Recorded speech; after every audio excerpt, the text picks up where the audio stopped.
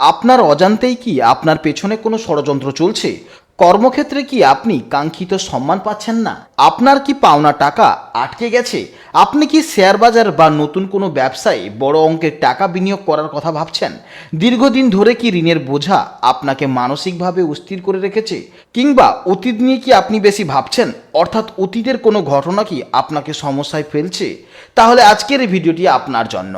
নমস্কার বন্ধুরা, মে মাসের শুরুতেই অর্থাৎ 1 মে থেকে 5 মে পর্যন্ত কর্কট রাশির গ্রহচক্রে তৈরি হয়েছে এক বিরল ও শক্তিশালী সমীকরণ। আপনার রাশিচক্রের দ্বিতীয়ভাবে কেতু অবস্থান করছে, আর অষ্টমভাবে বুধ ও রাহুর অবস্থান এবং নবমে রবি, মঙ্গল ও শনির অবস্থান। এর ফলে আপনার আর্থিক জীবনে এক বড় পরিবর্তনের কিন্তু বার্তা দিচ্ছে। বিশেষ করে 1 মে থেকে 5 মে পর্যন্ত এই সময়কালটি টাকা পয়সা আসা এবং বেরিয়ে যাওয়ার ক্ষেত্রে কিন্তু তৈরি হচ্ছে এক রহস্যময় সমীকরণ। দশম ঘরে শুক্রের শুভ উপস্থিতি আপনার কর্মজীবনে এক বিশাল ও ইতিবাচক সুযোগের দ্বার উন্মোচন হতে চলেছে। পাশাপাশি দ্বাদশ ঘরের বৃহস্পতি আপনাকে আধ্যাত্মিক উন্নতি এবং সুদূর প্রসারী কোনো পরিকল্পনার পথে পরিচালিত করার ইঙ্গিত দিচ্ছে। কোনো পুরনো বা গতানুগতিক ধারায় নয়, বরং সম্পূর্ণ নতুন এই গ্রহবিন্যাসের ওপর ভিত্তি করেই আজ আমরা জানব 1 মে থেকে 5 মে পর্যন্ত বিশেষ রাশিফলের সম্পর্কে। এই সময়ে আপনার ভাগ্যের চাকা কোন দিকে ঘুরে দাঁড়াতে চলেছে তা নিয়ে কিন্তু বিস্তারিত আলোচনা করব। আপনার অষ্টম ঘরে বুধ ও রাহুর অবস্থানের কারণে আপনার মধ্যে নতুন কিছু জানার কিন্তু প্রবল ইচ্ছা কাজ করবে। 2026 সালের মে মাসের শুরুতেই কিন্তু কর্কট রাশির জাতক ও জাতিকাদের ব্যক্তিত্বে এক অভাবনীয় পরিবর্তন লক্ষ্য করা যাবে। আপনার রাশিচক্রের বিশেষ বিন্যাসের ফলে এই সময়ে আপনার মধ্যে কিন্তু একটা জানার প্রবল ইচ্ছা এবং যে কোনো ঘটনার গভীরে যাওয়ার একটা মানসিকতা তৈরি হবে। আপনি কিন্তু যে কোনো বিষয়ে ওপর দেখে সন্তুষ্ট হবেন না, বরং সত্য উদ্ঘাটন করতে কিন্তু বেশি পছন্দ করবেন। চরিত্রের মধ্যে একদিকে যেমন দৃঢ় জেদ ও আত্মবিশ্বাস ফুটে উঠবে, অন্যদিকে কিন্তু তেমনি বজায় থাকবে আপনার নীতিবোধ ও আদর্শ। আপনার কথাবার্তা এবং চালচলনে এক ধরনের স্মার্টনেস ও আভিজাত্য প্রকাশ পাবে, যা আপনাকে সহজেই কিন্তু সবার আকর্ষণের কেন্দ্রে নিয়ে আসবে। পাশাপাশি নিজের সাফল্যের মাঝেও আপনার মন কিন্তু অন্যের জন্য সাহায্য করার এক উদার ও পরোপকারী ভাব কাজ করবে। সব মিলিয়ে এই 5 দিন আপনার চরিত্রের এক বুদ্ধিদীপ্ত, সাহসী এবং একই সাথে নমনীয় রূপ চারপাশের মানুষের কাছে কিন্তু ফুটে উঠবে। এরপরে জানবো কর্মজীবনের সম্পর্কে। মে মাসের এই প্রথম 5 দিন আপনার কর্মক্ষেত্রে এক বিশেষ প্রভাব কাজ করবে। বিশেষ করে আপনার দশমভাবে শুক্রের শুভ অবস্থানের কারণে কর্মজীবনে কিন্তু এক আকস্মিক উন্নতির যোগ দেখা যাচ্ছে। শুক্র যেহেতু সৌন্দর্য, সৃজনশীলতা এবং বিলাসিতার প্রতীক, তাই এই সময় আপনি যদি এমন কোনো পেশায় থাকেন যেখানে মানুষের সাথে যোগাযোগ বা সৃজনশীলতার প্রয়োজন হয়, তবে কিন্তু সেখানে ব্যাপক প্রশংসা পাবেন।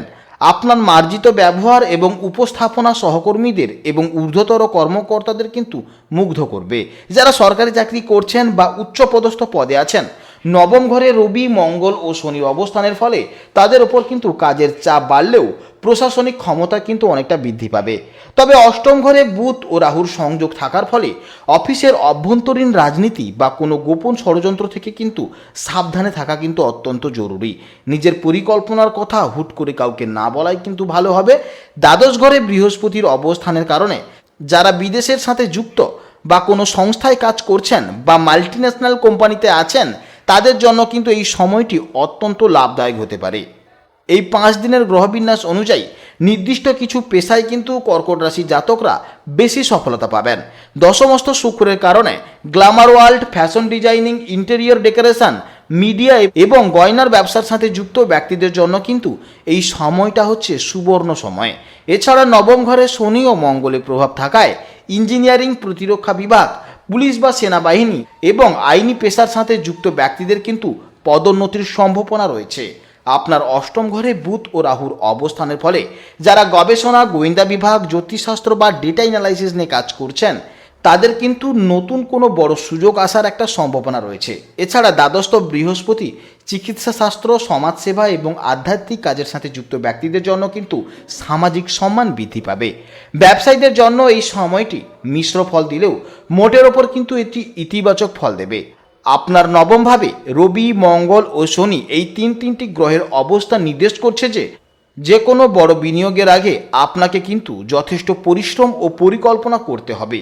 হুট করে কোনো সিদ্ধান্ত নেবেন না। যারা খাদ্যদ্রব্য, প্রসাধন সামগ্রী বা পোশাকের ব্যবসা করছেন তাদের জন্য কিন্তু শুক্রের প্রভাবে বিক্রয় বৃদ্ধির যোগ রয়েছে। অষ্টম ঘরে বুধ ও রাহুর প্রভাবে অনলাইন বিজনেস, শেয়ার মার্কেট বা আমদানি রপ্তানি ব্যবসায় যুক্তরা হঠাৎ করে কিছু লাভের মুখ দেখতে পারেন, তবে এখানেও কিন্তু ঝুঁকি অনেকটাই বেশি থাকবে। দ্বিতীয় ঘরে কেতুর অবস্থানের কারণে আর্থিক লেনদেনের সময় কিন্তু নথিপত্র ভালো করে যাচাই করে নেবেন।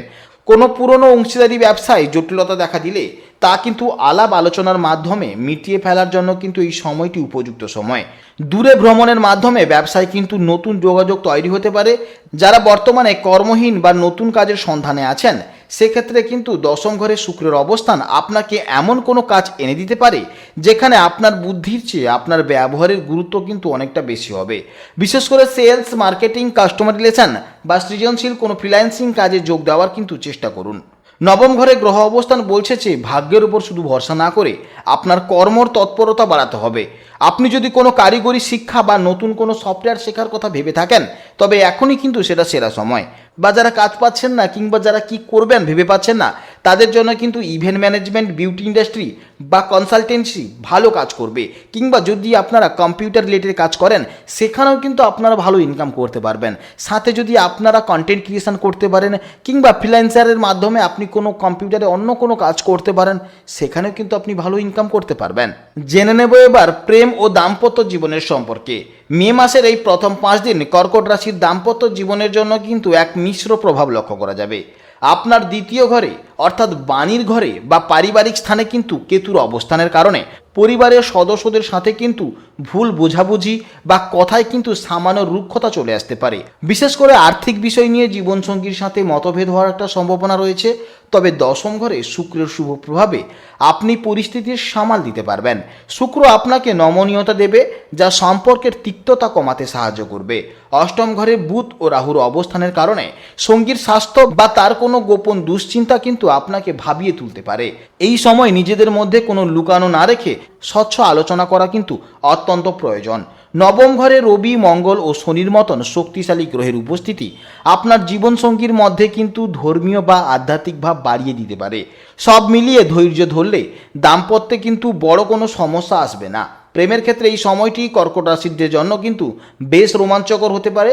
দশমস্ত শুক্রের প্রভাবে আপনার ব্যক্তিত্বে এক ধরনের আকর্ষণীয় ছোঁয়া থাকবে যা আপনার সঙ্গীকে কিন্তু মুগ্ধ করবে।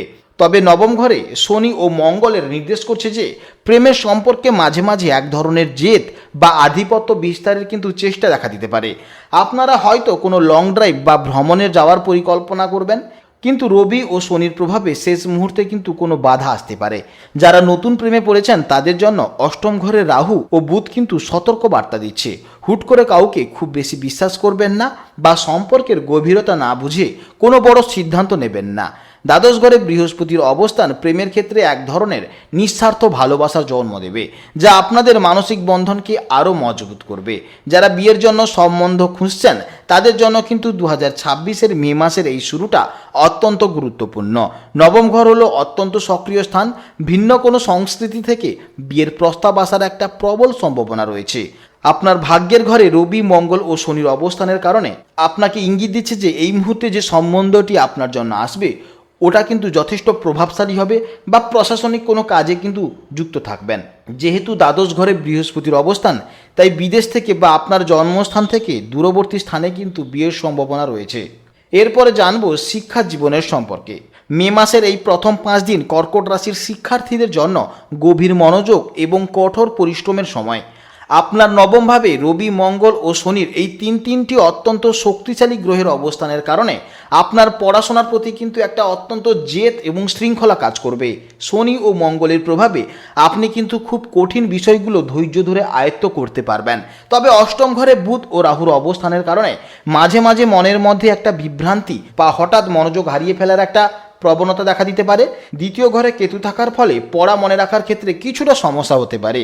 দশম ঘরের শুক্রের শুভ প্রভাবে আপনার সৃজনশীল প্রতিভা বিকশিত হবে যা প্রজেক্ট বা প্রেজেন্টেশনের কাজে আপনাকে অন্যদের থেকে অনেকটা এগিয়ে রাখবে। এই গ্রহবিন্যাস অনুযায়ী নির্দিষ্ট কিছু বিষয় নিয়ে পড়াশোনা করলে কিন্তু আপনি দ্রুত সফলতা পাবেন। নবম ঘরে মঙ্গল ও শনির প্রভাবে যারা ইঞ্জিনিয়ারিং, মেকানিক্যাল সাবজেক্ট, আর্কিটেকচার এবং টেকনিক্যাল বিষয় নিয়ে পড়াশোনা করছেন তারা কিন্তু ভালো রেজাল্ট করবেন।